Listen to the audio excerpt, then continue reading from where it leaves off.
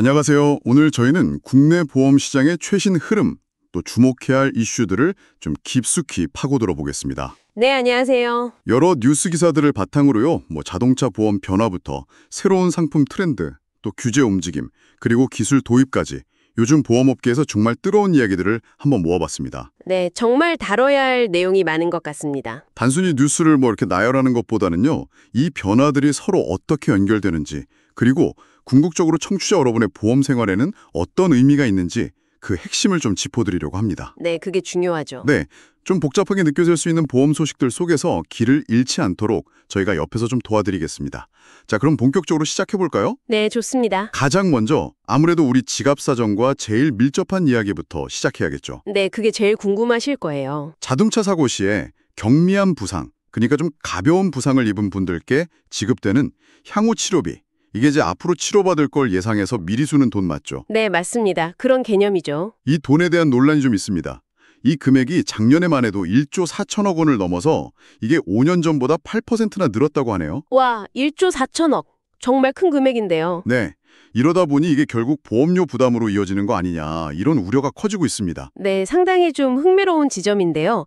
그 전체 향후 치료비 중에서 80% 이상이 말씀하신 그 경상 환자에게 집중되고 있다는 점이에요. 80%나요? 네.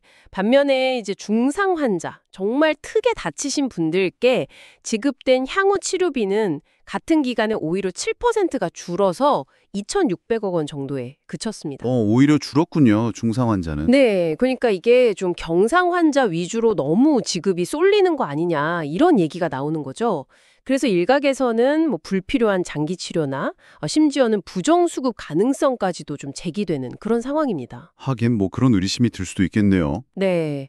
실제로 한 조사 결과를 보면요. 국민 10명 중 거의 9명 가까이 87% 정도가 경상 환자의 적절한 치료 기간은 한 4주 이내다. 이렇게 생각한다는 결과도 있었고요. 그런데 이게 그냥 논란 수준이 아니라 실제 제도를 좀 바꾸려는 움직임이 있다고요? 맞습니다. 이제 국토교통부가 이 문제를 해결하려고 좀 나섰는데요. 자동차 보험의 건전성을 높이겠다. 이런 목표 아래에서 향후 치료비 지급 기준이나 보상 체계를 아예 법으로 명확하게 규정하려는 그런 움직임을 보이고 있습니다. 아, 법으로요? 네, 예를 들면 경상 환자가 8주 이상 장기 치료를 받으려면 관련 서류를 내고 분쟁 조정 절차를 거치게 한다든지 네. 아니면 좀 더 나아가서는 아예 중상 환자한테만 향후 치료비를 주자. 이런 방안까지도 검토 중이라고 합니다. 와, 그건 정말 큰 변화인데요. 근데 또 의료계에서는 보험사가 지급 여부를 판단하는 것에 대해서 좀 우려의 목소리도 있다면서요? 그렇습니다. 아무래도 치료가 필요한지 여부는 의학적인 판단 영역인데 이걸 보험사가 너무 자의적으로 결정할 수 있지 않겠냐? 이런 걱정인 거죠. 일리가 있네요. 하지만 또 보험업계나 금융감독원 입장은 좀 단호한 편입니다. 불필요한 지급을 줄여야 결국 보험료 인상 요인을 억제할 수 있고 그래야 전체 가입자의 부담을 덜 수 있다. 이런 논리거든요. 양쪽 다 입장이 있군요. 네. 그래서 이 균형점을 앞으로 어떻게 찾아갈지가 상당히 중요한 관전 포인트가 될 것 같습니다. 그렇군요. 그럼 정리를 좀 해보면 앞으로 좀 가벼운 자동차 사고 시에는 치료비를 청구하고 받는 방식이 달라질 수 있다. 그리고 이게 장기적으로는 우리가 내는 자동차 보험료에도 영향을 줄 수 있다. 이 점을 꼭 기억해 두셔야겠습니다. 네, 꼭 염두에 두셔야 할 부분입니다. 자, 이번에는 특정 보험사 가입자분들께 아주 중요한 소식으로 넘어가 볼게요. 바로 MG 손해보험 이야기입니다. 아, 네. MG손보요? 네, 무려 120만 명에 달하는 계약자들의 보험 계약 정보가 예별 손해보험이라는 임시보험사로 안전하게 옮겨졌다는 소식이에요. 네. 여기서 가장 중요한 핵심은요. 기존 MG손보 가입자분들의 계약 조건이나 보장 내용, 보험금 청구 방식 같은 모든 것이 현재로서는 그대로 유지된다는 겁니다. 아, 다행이네요. 그럼 일단은 안심해도 되는 건가요? 네, 예별 손해보험이라는 것이 임시로 보험금 지급이나 상담 같은 업무를 차질 없이 다 이어받아서 처리하고 있거든요. 그러니까 크게 불안해하실 필요는 없습니다. 그럼 이 계약들은 앞으로 어떻게 되는 건가요? 계속 그 예별 손해보험이라는 곳에서 관리하나요? 그건 아니고요. 이제 금융당국의 계획은 일단 EY한영이나 삼정 KPMG 같은 이런 전문 회계법인들을 통해서 정밀 실사를 하고 또 전산 시스템 이관 작업을 진행하는 겁니다. 그 후에 이 계약들을 삼성화재나 DB손보 같은 좀 건실한 대형 손해보험사 5곳에 나누어서 넘기거나 아니면 아예 이 계약 묶음 자체를 통째로 다른 회사에 매각하는 방안, 이걸 추진할 계획입니다. 아, 그러니까 다른 회사로 넘기는 거군요. 네, 계약자분들 불편을 최소화하면서 가장 안정적인 방법을 찾겠다는 거죠. 어떤 방식이 될지는 아직 정해진 건 아니고요. 네, 아직 미정입니다. 최종 결정은 이제 실사 결과라든지 또 계약을 넘겨받는 회사가 부담해야 할 자본 규모, 그리고 전산 시스템을 얼마나 성공적으로 옮길 수 있는지 이런 것들을 다 종합적으로 고려해서 내려질 겁니다. 알겠습니다. 그럼 MG송보 가입자분들은 당분간은 계약이 안전하게 관리되고 있다는 점을 아시고 나중에 최종 이전 관련 소식을 좀 주목하시면 되겠네요. 네, 맞습니다. 관련 공지를 잘 확인하시면 좋겠습니다. 이렇게 보험 계약의 안정성을 확보하는 것도 중요하지만 또 보험금을 활용하는 방식 자체에 대한 새로운 시도도 나오고 있습니다. 한화생명에서 보험금 청구권 신탁이라는 좀 흥미로운 상품을 내놓았더고요. 아, 네. 이게 정말 획기적인 아이디어라고 볼 수 있는데요. 오, 어떤 건가요? 기존에는 사망보험금이 나오면 보통 한 번에, 그쵸, 뭉칫돈으로 받잖아요. 네, 그렇죠. 그런데 이 상품은 그걸 고객이 원하는 방식대로 예를 들면 매달 생활비처럼 받거나 아니면 자녀 학자금 지급 시기에 딱 맞춰서 나눠받을 수 있도록 미리 설계해 놓는 겁니다. 오, 그건 정말 유용하겠는데요? 특히 좀 목돈 관리가 어려운 가족들한테는 큰 도움이 될 것 같아요. 정확합니다. 이 상품의 핵심은 유연성 그리고 안정성입니다.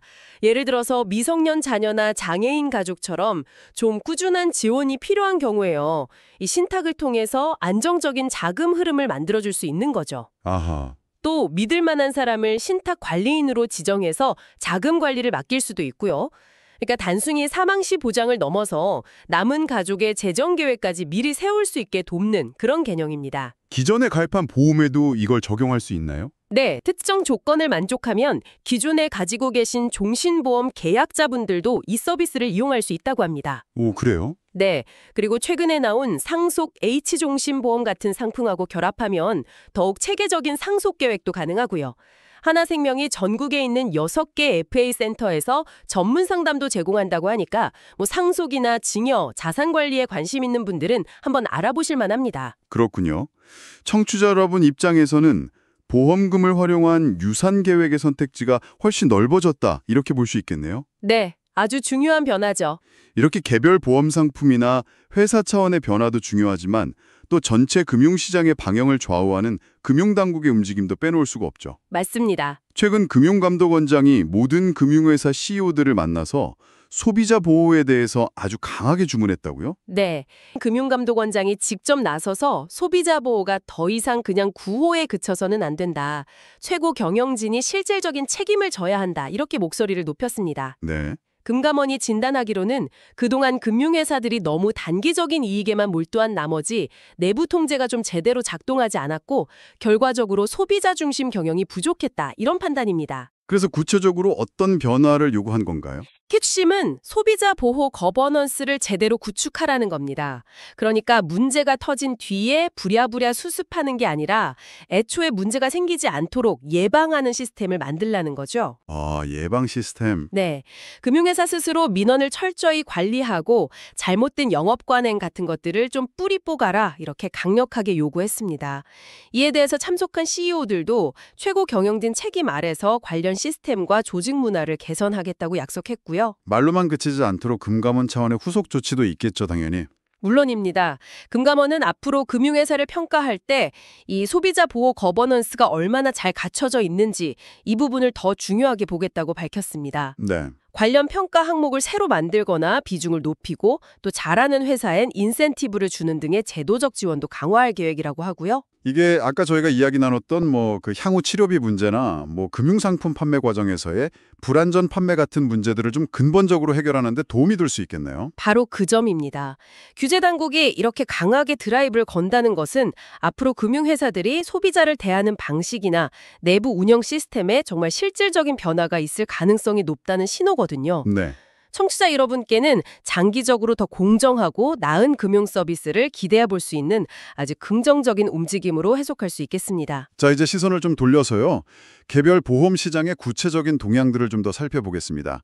먼저 자동차 보험 시장 상황이 좀 심상치 않다는 소식이 들려옵니다.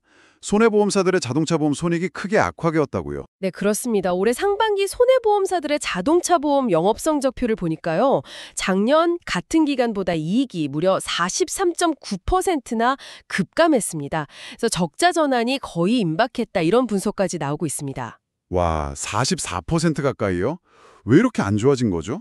이에 지난 몇 년간 보험료는 사실상 내리거나 동결됐잖아요. 네, 그렇죠. 그런데 차량 부품 가격이나 병원비 같은 비용은 계속 올랐거든요. 거기다가 올 여름에 기록적인 집중호우 때문에 침수 피해까지 겹치면서 손해율이 확 치솟았습니다. 아, 복합적이군요. 그럼 하반기 전망도 좀 밝지 않다고요? 맞습니다. 하반기에는 또 추석 연휴처럼 이동량이 늘어나는 요인도 있고요. 겨울철에는 빈판길 사고나 폭설 피해 같은 계절적인 위험 요소까지 있어서 상황이 더 나빠질 가능성도 제기되고 있습니다. 보험사들 입장에서는 상당히 좀 어려운 시기를 보내고 있는 거죠. 이런 상황에서 보험사들은 어떻게 대응하고 있나요? 뭐 보험료를 올리는 거 말고 다른 방법은 없나요? 물론 이제 보험료 인상 압박이 커지고 있긴 합니다. 하지만 당장은 사고 발생 자체를 좀 줄이려는 노력에 집중하는 모습이에요. 사고 발생 자체를요? 네, 대표적인 게 운전자에게 혜택을 주는 각종 할인 특약을 확대하는 건데요. 아, 특약! 네, 예를 들어서 대중교통 이용 실적이 많으면 보험료를 깎아준다거나 KB, 삼성, DB, 현대 등 아니면 후방 충돌 방지 장치 같은 첨단 안전장치를 장착한 차량에 추가 할인을 제공하는 식이죠. 흥국화재. 아, 그러니까 비용 압박을 느끼면서도 동시에 운전자들의 안전운전을 유도해서 손실을 좀 관리하려는 그런 전략이군요.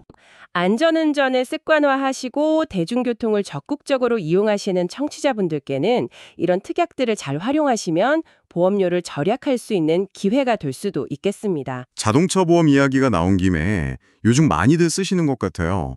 네이버페이나 카카오페이 같은 플랫폼에서 제공하는 자동차 보험 비교 추천 서비스요. 아, 네. 플랫폼 서비스. 네, 이게 시장에 좀 변화를 가져왔는지 궁금합니다. 이게 서비스를 시작한 지 한 4개월 정도 지났는데요. 약 7만 4천 명 정도가 이 플랫폼을 통해서 보험에 가입했다고 합니다. 7만 4천 명이요? 네. 편리하긴 하죠. 뭐 내 차 정보나 받을 수 있는 할인 특약 같은 걸 알아서 찾아주니까요. 그런데 전체 자동차 보험 가입자가 2,500만 명이 넘는다는 걸 생각하면 아직은 그 영향력이 아주 미미한 수준이다 이렇게 봐야 합니다. 생각보다 이용률이 그렇게 높지는 않네요. 혹시 이유가 있을까요? 몇 가지 좀 복합적인 요인이 있는 것 같습니다.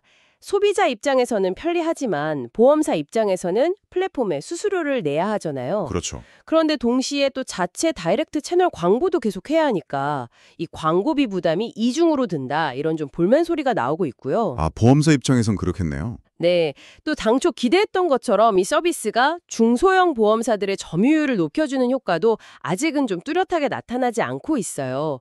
여전히 삼성, 현대, KB, DB 이 4개 대형사의 시장 점유율이 85%를 넘는 아주 견고한 구조가 유지되고 있습니다. 그럼 이 서비스의 미래는 어떻게 될까요? 계속될까요? 일단 내년 초까지가 시범 운용 기간인데요. 그 이후의 실적이나 효과를 평가해서 지속 여부가 결정될 것으로 보입니다. 청취자 여러분께는 분명 편리한 비교 도구이긴 하지만 아직 시장의 판도를 바꾸지는 못했고 장기적으로 계속 이용할 수 있을지는 좀 더 지켜봐야 하는 그런 상황입니다. 알겠습니다. 자, 자동차 보험 외에 다른 보험 시장으로 눈을 돌려보면요. 인구 구조 변화가 시장에 미치는 영향이 아주 뚜렷하게 나타나고 있는 것 같습니다. 특히 고령화와 관련된 치매보험 경쟁, 이게 아주 뜨겁다고요. 네, 맞습니다. 우리나라가 이제 고초고령 사회로 진입하면서 치매 환자 수도 급증할 것으로 예상되잖아요. 네. 올해 약 97만 명 수준에서 2026년에는 100만 명을 넘어설 거라는 전망까지 나오니까요.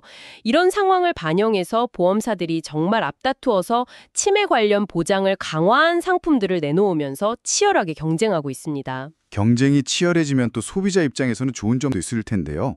어떤 새로운 보장들이 나오고 있나요? 아주 구체적이고 세분된 보장들이 등장하고 있습니다.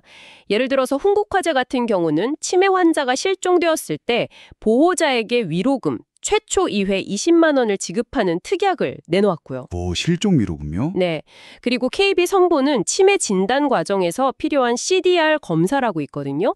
인지 기능 저하 정도를 평가하는 검사인데 이 검사 비용을 지원하는 특약 5만 원에서 20만 원을 선보였습니다. 아, 검사 비용까지. 네, 그 외에도 하나손보는 경도인지 장애 진단자를 위한 인지 개선 프로그램을 제공하고 하나손보는 장기 요양, 치매 진단비, 재활치료비까지 좀 포괄적으로 보장하는 상품을 출시했습니다. 생명보험사들도 가만히 있진 않겠죠, 당연히? 그럼요. 생명보험사들은 기존의 종신보험이나 연금 상품에다가 치매나 간병 관련 특약을 이렇게 결합하는 방식으로 대응하고 있습니다. 아, 결합하는 방식. 네, 업계 전반적으로 보면 단순히 치매 진단비만 딱 주는 것을 넘어서서 예방, 인지 프로그램부터 진단, 검사비 지원, 간병, 장기요양 재활, 그리고 실종 같은 부가적인 위험까지 관리하는 토탈 솔루션 형태로 진화하고 있다. 이렇게 볼 수 있습니다. 정말 폭넓게 관리해주는군요. 네, 특히 고령층이나 여성 등 특정 고객층의 니즈에 맞춘 그런 맞춤형 경쟁이 심화되면서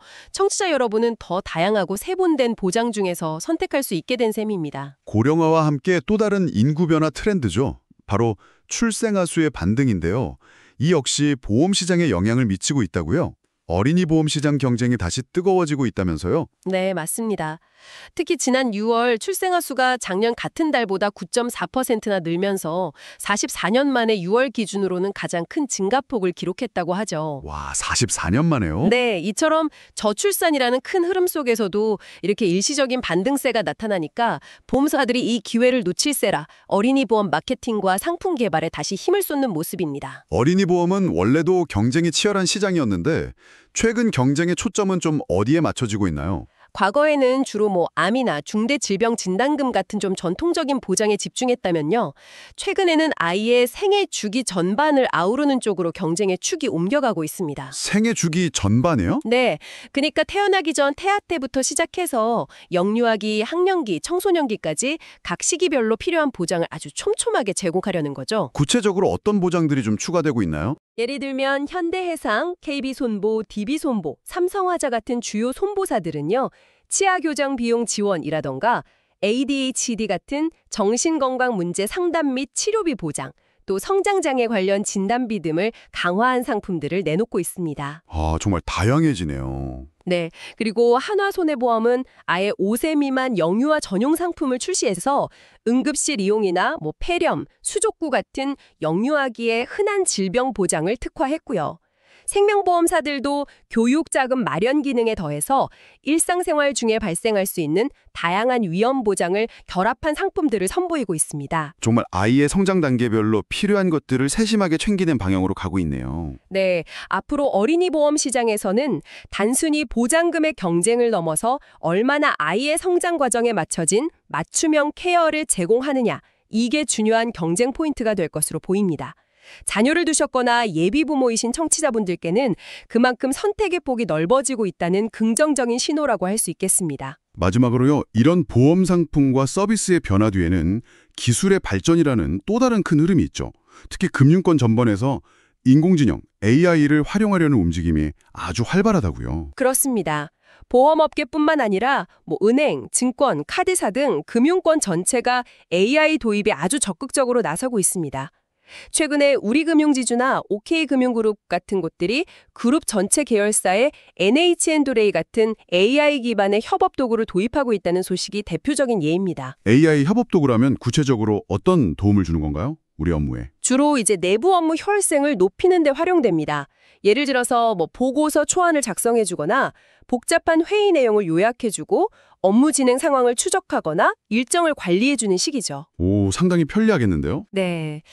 OK금융 같은 경우는 아예 별도의 AI 전담팀을 만들어서요.